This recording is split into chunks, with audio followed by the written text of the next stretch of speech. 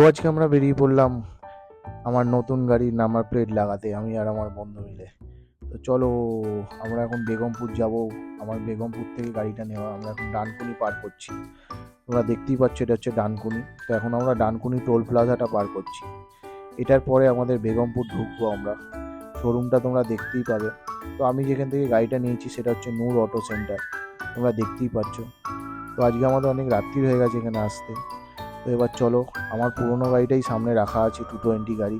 তো দেখে আমার মনটা একটু খারাপ লাগলো। তো ঠিক আছে, পুরোনো কিছু গেলেই নতুন আসে।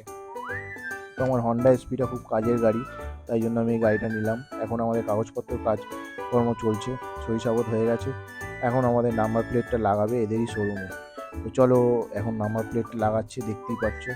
কাউ খুব তাড়াতাড়ি কাজ করছে, কোনো অসুবিধা নেই। তো আমাদের এবার নাম্বার প্লেট লাগানো হয়ে গেছে। এবার আমরা বাড়ির দিকে রওনা দেবো। তো চলো, এখন আমাদের বাড়ি ফেরার পালা। তো তোমরা আরও এরকম মিনি ব্লগ দেখার জন্য প্রস্তুত থেকো। তো আমরা আসছি আবার।